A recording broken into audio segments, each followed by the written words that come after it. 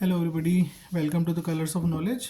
और आज हम कक्षा 9वीं की गणित में ये जो हमारा 2025 की वार्षिक परीक्षा का पेपर है ना, 2024-25 की जो परीक्षा 2025 में हुई थी उसका पेपर है। तो आज इसके हम ऑब्जेक्टिव सॉल्व करेंगे। देखिए, इसमें जो सबसे पहला प्रश्न है, सही विकल्प चुनकर लिखिए। ठीक है, तो प्रश्न क्या कहता है, प्रत्येक परिमेय संख्या है ना। तो प्रत्येक परिमेय संख्या क्या होती है? प्रत्येक परिमेय संख्या एक वास्तविक संख्या होती है। ठीक है, एक वास्तविक संख्या होती है। फिर दूसरा प्रश्न जो दिया है वो क्या है, बिंदु -3,5 स्थित है, कौन से चतुर्थांश में होगा?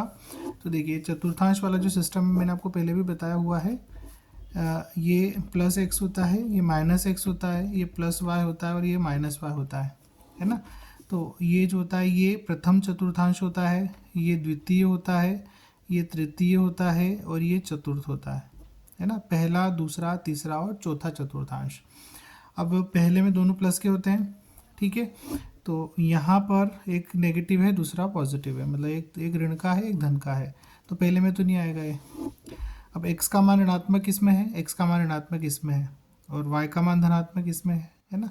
तो आपका ये जो है किस में होगा? ये द्वितीय चतुर्थांश में होगा। ठीक है, कौन? -3,5, इससे पहचान सकते हैं। फिर तीसरा प्रश्न है, 2x - 3 = 5 हो तो x का मान बताइए। बहुत ही आसान है, 2x - 3 = 5 आपको दिया गया है। आपको x की वैल्यू निकालना है, तो 3 को आप पक्षांतर करके उधर भेज देंगे। यहाँ नेगेटिव है, वहाँ जाके पॉजिटिव हो जाएगा। 2x = 5 और 3 8, तो x = 8/2, 2 चौक 8, तो x बराबर क्या हो गया? 4 हो गया। ठीक है, तो x बराबर क्या माना गया? 4 माना गया इसका। फिर अर्धवृत्त पर बना कोण क्या होता है? तो अर्धवृत्त पे बना जो कोण होता है वो एक समकोण होता है, मतलब 90 डिग्री का होता है ना। 90 डिग्री ऐसे को समकोण भी बोलते हैं। तो अर्धवृत्त पर बना कोण समकोण होता है। पांचवा प्रश्न, शंकु के आयतन का सूत्र लिखिए। तो शंकु का आयतन जो होता है वो था 1/3 πr² h। ये इसका उत्तर है। फिर आपका प्रश्न क्रमांक 6, वर्ग अंतराल 80 से 100 की ऊपरी वर्ग सीमा है। तो ऊपरी वर्ग सीमा 100 है और निचली वर्ग सीमा 80 है। तो ऊपरी वर्ग सीमा पूछिए इसमें तो कितनी है? 100 है। ठीक है, तो ये हो गया इसका सही विकल्प चुनकर लिखिए पहले प्रश्न का उत्तर। अब इसी का दूसरा प्रश्न हम देखेंगे। देखिए, रिक्त स्थानों की पूर्ति कीजिए। तो मूल बिंदु के निर्देशांक, तो मूल बिंदु के जो निर्देशांक होते हैं वो क्या होते हैं? 0 0 होते हैं।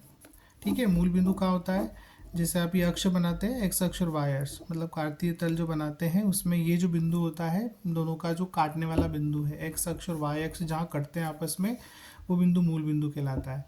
तो इसके निर्देशांक होते हैं 0 0, मतलब इस पे एक्स का मान भी 0 होता है और वाई का मान भी 0 होता है। तो ये 0,0 यहाँ पर लिखा हुआ है पहले से। फिर 3x3 में x3 का गुणांक, तो गुणांक क्या होता है? जो भी चर के गुणा में होता है। तो यहाँ पर कितना है? 3 है, तो इसीलिए ये क्या हो गया? 3 हो गया इसका, है ना। इसकी घात भी 3 है और गुणांक भी 3 है। तो आप यहाँ पर गुणांक पूछा गया है तो हमने गुणांक लिख दिया 3। ठीक है, अब इसके आगे देखेंगे, रेखिक समीकरण ax + by + c = 0 का आलेख एक कैसा होता है? ये एक सरल रेखा बनती है, मतलब इसका ग्राफ बनाएंगे ना आप तो ऐसी एक सीधी रेखा बनेगी, है। कैसी भी बन सकती है, पर बनेगी कैसी? वो एकदम सीधी। कैसी भी का मतलब उसकी दिशाएं कुछ भी हो सकती है, मैंने ये दिशाएं बनाई है, बाकी कैसी भी हो सकती है, लेकिन वो एक सरल रेखा होगी। सरल रेखा का मतलब होता है कि उसे हम सीधी रेखा बोलते हैं, मतलब एकदम सीधी होती है, उसमें किसी भी प्रकार की कोई कर्व नहीं होता है, कहने का मतलब ये है ना। तो कैसी रेखा होती है? ये सरल रेखा होती है। फिर त्रिभुज के तीनों अंतःकोणों का योग जो होता है कितने डिग्री होता है? 180 डिग्री होता है ना। एक त्रिभुज के अंदर के तीनों कोणों का योग 180 डिग्री होता है, ये प्रमेय होती है। वृत्ति की सबसे बड़ी जीवा को क्या कहते हैं? वृत्ति की सबसे बड़ी जीवा उसका व्यास कहलाती है। ठीक है, फिर ये सूत्र दे रखा, ऊपरी सीमा + निम्न सीमा बटे 2, ये क्या कहलाता है? इसे हम बोलते हैं वर्ग चिन्ह। क्या नाम है इसका? वर्ग चिन्ह। ठीक है, तो ये इसका दूसरा प्रश्न हो गया, रिक्त स्थान। अब इसी का हम तीसरा प्रश्न हल करेंगे। देखिए, तीसरे प्रश्न में क्या है, निम्न के लिए सत्य और असत्य लिखिए, है ना। तो सत्य असत्य लिखना है। तो पहला प्रश्न, √3 एक अपरिमेय संख्या है। तो √3 अपरिमेय संख्या है, ये कथन कैसा है? ये एक सत्य कथन है। √3 जो होता है एक अपरिमेय संख्या होती है। समीकरण x प्लस 2y बराबर 5 में y का मान यदि x बराबर 1 और y बराबर 2 हो, है ना। नहीं, इसमें क्या पूछा है, समीकरण x प्लस 2y बराबर 5 में यदि y का मान यदि x बराबर 1 हो तो 2 होगा। मतलब क्या y का मान 2 होगा, ये आपको बताना है। तो ये बताने के लिए आपको x बराबर 1 दिया है, इसमें रख देंगे हम। तो देखिए x प्लस 2y बराबर 5 आपको दिया गया है, x का मान 1 बोल रहा है बराबर 5।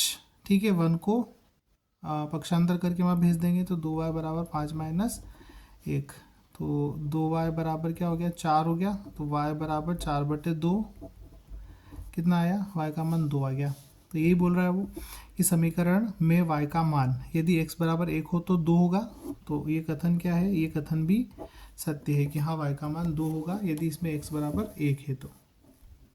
फिर 3 नंबर प्रश्न क्रमांक 3 इसी का तीसरे का, पूर्ण अपने भाग से बड़ा होता है ना। तो निश्चित सी बात है, पूर्ण जो होता है वो अपने भाग से बड़ा ही होता है, ये सत्य कथन है। फिर संपूरक कोणों का योग 90 डिग्री होता है ना। तो संपूरक कोणों का योग जो होता है वो 180 डिग्री होता है। इसका मतलब ये कथन असत्य है कि संपूरक कोणों का योग कितना 90 डिग्री दे रखा है इसने, जो कि एक गलत कथन है। ठीक है, फिर समद्विबाहु त्रिभुज के तीनों कोण बराबर होते हैं, तो ये एक असत्य कथन है। क्यों, क्योंकि समद्विबाहु त्रिभुज में कोई भी 2 कोण बराबर होते हैं, तीनों कोण बराबर नहीं होते हैं। तो समद्विबाहु त्रिभुज में तीनों कोण बराबर होते हैं, ये एक असत्य कथन है। ठीक है, समांतर चतुर्भुज के सम्मुख कोण बराबर होते हैं, समांतर चतुर्भुज के सम्मुख कोण बराबर होते हैं, ये एक सत्य कथन है। ठीक है, तो ये होगा इसके सत्य असत्य। अब इसी का चौथा प्रश्न हम हल करेंगे, सही जोड़ी मिलाइए, है ना। अब सही जोड़ी मिलाने में देखिए, स्तंभ एक अ और स्तंभ ब यहाँ पर दिया गया है, यहाँ पर इसके लिए जो भी मान इधर है वो आपको बताना है। तो देखिए x square minus y square जो होता है वो होता है एक्स प्लस वाई और एक्स माइनस वाई, है ना, ये सूत्र होता है। आप इसको ए के रूप में भी पढ़ते हैं, कैसे पढ़ते हैं मैं आपको बताता हूँ। देखिए कैसे पढ़ते हैं हम इसको कि हम पढ़ते हैं ए स्क्वायर माइनस बी स्क्वायर बराबर है ए माइनस बी और ए प्लस बी के गुणा के बराबर।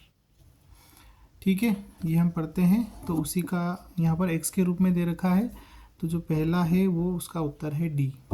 ठीक है, फिर x cube minus y cube जो होता है वो आपका ये सूत्र होता है एक्स माइनस वाई और x square plus x y plus y square. तो दूसरे का उत्तर ये हो गया आपका। फिर तीसरा है बिंदु 0,2 स्थित होगा। तो 0,2 जो है एक्स अक्ष पे y0 होता है और y अक्ष पे x0 होता है। तो ये y अक्ष पर स्थित एक बिंदु है क्योंकि इसमें x का मान क्या है, 0 है। ठीक है, तो ये तीसरे का उत्तर हो गया।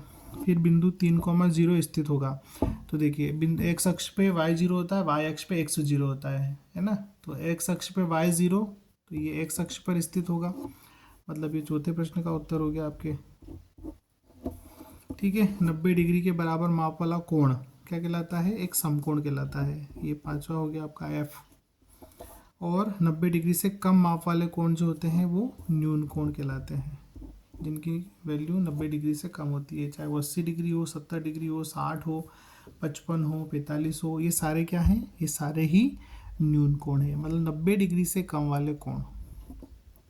ठीक है, 0 डिग्री से बड़े, 90 से छोटे, ये न्यून कोण कहलाते हैं। तो ये सही जोड़ी हो गई। इसके बाद हम एक प्रश्न और बचा हुआ है, इसका सत्य एक शब्द वाक्य में उत्तर देना, वो हम इसके बाद हल करते हैं। देखिए इसमें क्या है, एक वाक्य शब्द में उत्तर लिखिए।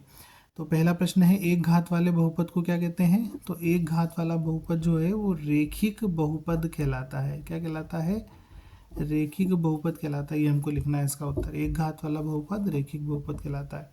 रेखिक समीकरण में चर राशि की उच्चतम घात तो कितनी होती है, रेखिक समीकरण में चर राशि की उच्चतम घात जो होती है वो 1 होती है ना। ये यहाँ पर लाल पेन से लिखे हुए हैं, मैं इसको काले पेन से लिख रहा हूँ थोड़ा सा क्लैरिटी के लिए कि अच्छे से दिखाई दे। फिर किसी त्रिभुज में अधिकतम कितने समकोण हो सकते हैं। तो किसी भी त्रिभुज में अधिकतम एक ही समकोण संभव है, हो सकता है। ठीक है, आयत का प्रत्येक कोण कितने अंश का होता है। तो आयत का प्रत्येक कोण 90 अंश का होता है या 90 डिग्री का होता है, एक ही बात है ना। आप 90 अंश कहें या 90 डिग्री कहें। ठीक है। चक्रीय चतुर्भुज के सम्मुख कोणों का योग कितना होता है? तो चक्रीय चतुर्भुज के जो सम्मुख कोण होते हैं उनका योग 180 डिग्री होता है। फिर त्रिभुज का क्षेत्रफल संबंधी हेरोन का सूत्र लिखिए। तो त्रिभुज के क्षेत्रफल निकालने के लिए जो हेरोन का सूत्र होता है, जो आपने अपनी 9वीं की जो पुस्तक है उसमें पढ़ा है, वो होता है एस माइनस ए, एस माइनस बी और एस माइनस सी।